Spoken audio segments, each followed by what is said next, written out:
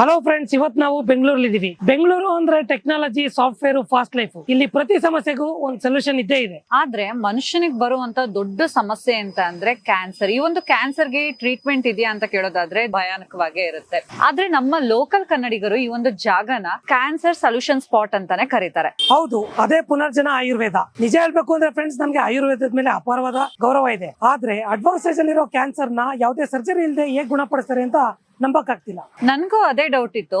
ಆದ್ರೆ ನನ್ನ ಫ್ರೆಂಡ್ ತಂದೆ ಒಬ್ರು ಟ್ರೀಟ್ಮೆಂಟ್ ತಗೊಂಡು ಹುಷಾರಾಗಿದ್ದಾರೆ ಅಂತ ಕೇಳ್ಪಟ್ಟೆ. ಅದನ್ನ ಕೇಳಿದ್ಮೇಲೆ ನನ್ಗೂ ಕೂಡ ಇಲ್ಲಿ ಏನ್ ನಡೆಯುತ್ತೆ ಅಂತ ತಿಳ್ಕೊಬೇಕು ಅಂತ ಅನ್ನಿಸ್ತು. ಸೊ ನಾವು ಟೂರಿಸ್ಟ್ ತರ ಅಲ್ಲ, ಸತ್ಯ ಹುಡ್ಕೋ ಇನ್ವೆಸ್ಟಿಗೇಟರ್ ತರ. ಲಕ್ಷ ಗಟ್ಟಲೆ ಖರ್ಚು ಮಾಡಿದ್ರು ಹುಷಾರಾಗದೇ ಇರೋ ಕಾಯಿಲೆ ಇಲ್ಲಿ ಹೇಗೆ ಗುಣಪಡಿಸ್ತಾರೆ ನೋಡೋಣ ಬನ್ನಿ.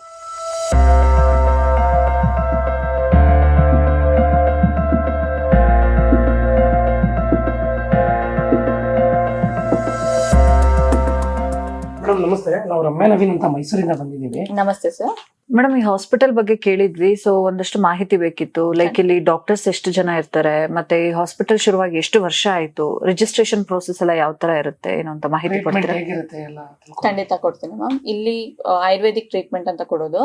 ಸೊ ಇಲ್ಲಿ ಬ್ರಾಂಚ್ ಸ್ಟಾರ್ಟ್ ಆಗಿ 2 years ಆಗಿದೆ. ಮೇನ್ ಬ್ರಾಂಚ್ ಇರೋದು ಹೈದರಾಬಾದ್ ಅಲ್ಲಿ ಸ್ಟಾರ್ಟ್ ಆಗಿ 15 years ಆಗಿದೆ ಮೇಡಮ್. ಇಲ್ಲಿ ಡಾಕ್ಟರ್ಸ್ ಇವಾಗ 3 members ಇರ್ತಾರೆ. ರಿಜಿಸ್ಟ್ರೇಷನ್ ಬಂದು OPD ಬೇಸ್ ಇರುತ್ತೆ. ಡಾಕ್ಟರ್ ಜೊತೆ ಕನ್ಸಲ್ಟೇಷನ್ ಇರುತ್ತೆ, ಮೆಡಿಸಿನ್ಸ್ ಇರುತ್ತೆ.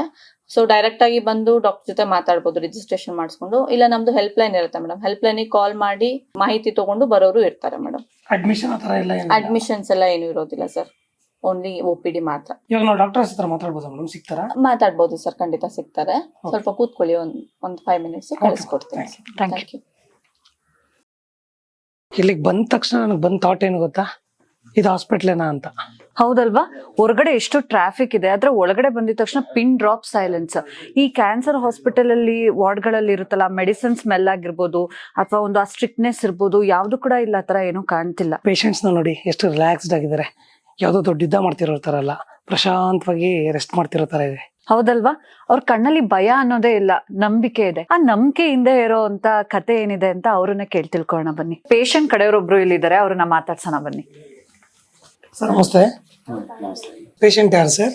పేషెంట్ మా మామగారండి, రాజశేఖర్ అని పేరు. ಎಲ್ಲಿಂದ ಬಂದಿದ್ದೀರಾ ಸರ್ ನೀವು? అనంతపురం నుంచి వచ్చామండి. ಏನ್ ಕ್ಯಾನ್ಸರ್ ಇತ್ತು? లివర్ క్యాన్సర్ ఉంది అతనికి. అలాగే బోన్ కూడా స్ప్రెడ్ అయింది, ఫైనల్ స్టేజ్ అన్నారండి. ಇವಾಗ ಹೇಗಿದ್ದಾರೆ ಸರ್ ಅವರು?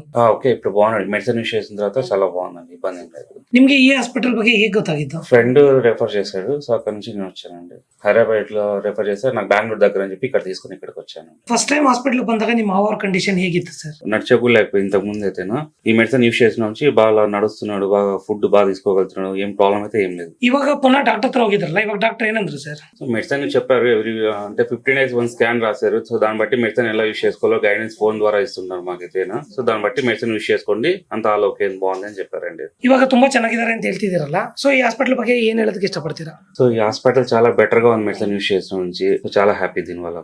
ಸರ್, ಅನಂತಪುರದಿಂದ ಇಲ್ಲಿವರೆಗೂ ಬ್ಯಾಂಗ್ಳೂರ್ವರೆಗೂ ಬಂದಿದ್ದೀರಾ ಅಲ್ವಾ? ಯಾವ ನಂಬಿಕೆ ಮೇಲೆ ಇಲ್ಲಿಗೆ ಬಂದಿದ್ದೀರಾ? సో బయట చాలా హాస్పిటల్స్ చూసాము. హాస్పిటల్ కంటే ఇక్కడ చూసి డాక్టర్ అప్రోచ్ అయ్యి, సో దాన్ని బట్టి చూసిన తర్వాత చాలా బెటర్ అనిపించింది. సో దానికి ఫస్ట్ టైం మెడిసిన్ వాడుతున్నాం కాబట్టి పేషెంట్ మాకు తెలుస్తుంది ఎలా ఉన్నాడు ఏంటి అని చెప్పి. సో చాలా బెటర్ గా అనిపించింది కాబట్టి రెగ్యులర్ ఇదే మూవ్ అవుతున్నాం. మేము కూడా రెఫర్ చేస్తున్నాం చాలా మంది కూడా. అంతే, చాలా ట్రస్ట్ పైన వచ్చాము. ట్రస్ట్ అయితే ఉంది మాకు కూడా.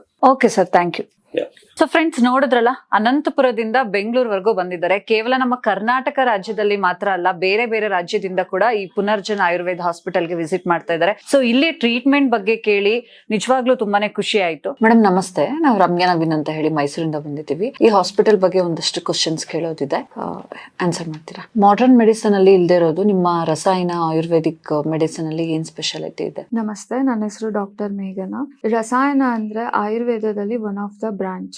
ಅಷ್ಟಾಂಗಾಸ್ ಅಂತ ಹೇಳ್ತೀವಿ, 8 branches ಅನ್ನೋದು ಇರುತ್ತೆ. ಅದರಲ್ಲಿ ರಸಾಯನ ಆಯುರ್ವೇದ ಅನ್ನೋದು ಒಂದು ಬ್ರಾಂಚ್. ಇದು ಬಂದ್ಬಿಟ್ಟು ಇಮ್ಯುನೋಮಾಡ್ಯುಲೇಷನ್ ಥೆರಪಿ ಅಂತ ಹೇಳ್ತೀವಿ. ಈ ರಸಾಯನದಲ್ಲಿ ಏನೇನ್ ಬೆನಿಫಿಟ್ಸ್ ಇರುತ್ತೆ ಅಂದ್ರೆ, ಲೈಕ್ ಇನ್ ಕ್ಯಾನ್ಸರ್ ಪೇಷಂಟ್ಸ್ ಅಲ್ಲಿ ಕೂಡ ಇದು ರೆಜುವಿನೇಷನ್ ಥೆರಪಿ ಆಗಿರುತ್ತೆ. ಅಂದ್ರೆ ಯಾವುದೇ ತರ ಟಿಶ್ಯೂ ಸೆಲ್ಸ್ ಡ್ಯಾಮೇಜ್ ಆಗಿದ್ರೆ ಅದನ್ನ ರಿಪೇರ್ ಮಾಡಿಕೊಂಡು, ಮತ್ತೆ ಲಾಂಗಿವಿಟಿ ಅಂದ್ರೆ ಪೇಷಂಟ್ ಲೈಫ್ ಸ್ಪ್ಯಾನ್ ನ ಜಾಸ್ತಿ ಮಾಡುತ್ತೆ. ಸೊ ಇದರಲ್ಲಿ ಹೆರ್ಬೋ ಮಿನರಲ್ ಪ್ರಿಪರೇಷನ್ಸ್ ಅಲ್ಲಿ ನ್ಯಾನೋ ಪಾರ್ಟಿಕಲ್ಸ್ ಇರುತ್ತೆ.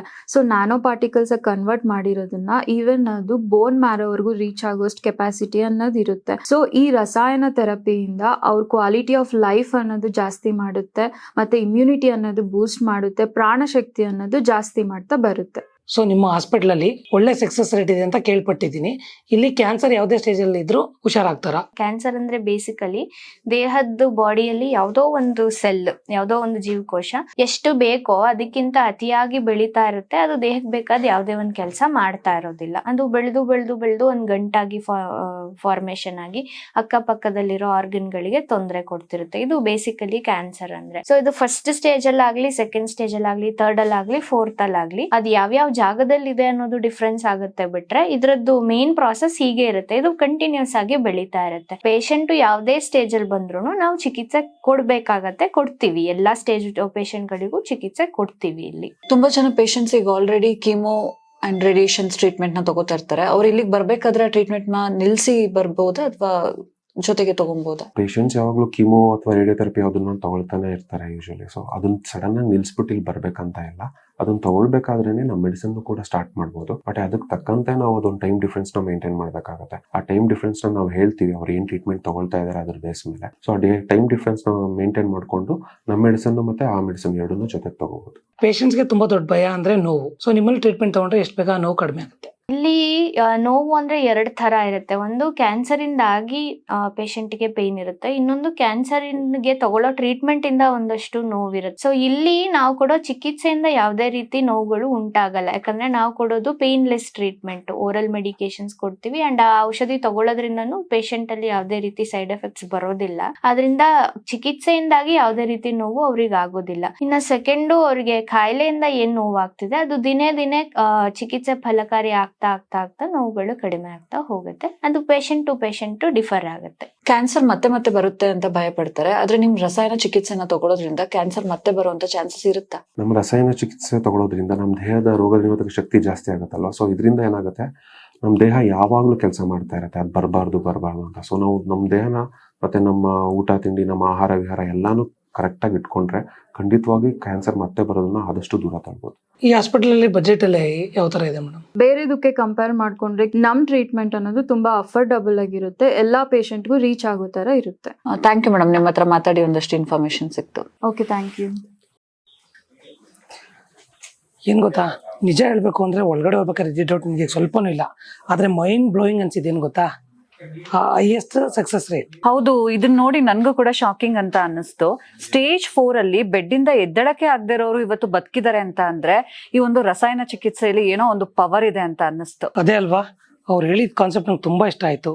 ಅವರು ಜಸ್ಟ್ ಗೆಡ್ಡೆನ ಕರಗಿಸ್ತಿಲ್ಲ ಅಂತೆ, ಕ್ಯಾನ್ಸರ್ ನ ರೂಟ್ ಕಾಸ್ ಇಂದಾನೆ ತೆಗಿತಿದ್ದಾರೆ. ಇದರಿಂದ ಕ್ಯಾನ್ಸರ್ ಬರೋ ಚಾನ್ಸಸ್ ತುಂಬಾ ಕಡಿಮೆ. ಹೌದು, ನಂಗೆ ಪರ್ಸನಲ್ ಆಗಿ ಇಷ್ಟ ಆಗಿದ್ ವಿಷಯ ಏನ್ ಗೊತ್ತಾ, painless treatment. Punarjan Ayurveda YouTube channel ಅಲ್ಲೂ ಕೂಡ ನೋಡಿದ್ದೆ. ಪೇಷಂಟ್ ಒಬ್ರು ಹೇಳಿದ್ರು, ಇಲ್ಲಿ ಯಾವುದೇ ತರ ಸರ್ಜರಿ ಇರೋದಿಲ್ಲ, ಯಾವುದೇ ತರ ಹೊಲಿಗೆ ಹಾಕೋದಿಲ್ಲ, ಪ್ರಶಾಂತವಾಗಿ ಔಷಧಿನ ತಗೊಂಡು ರೆಸ್ಟ್ ಮಾಡ್ತಿರ್ತಾರೆ.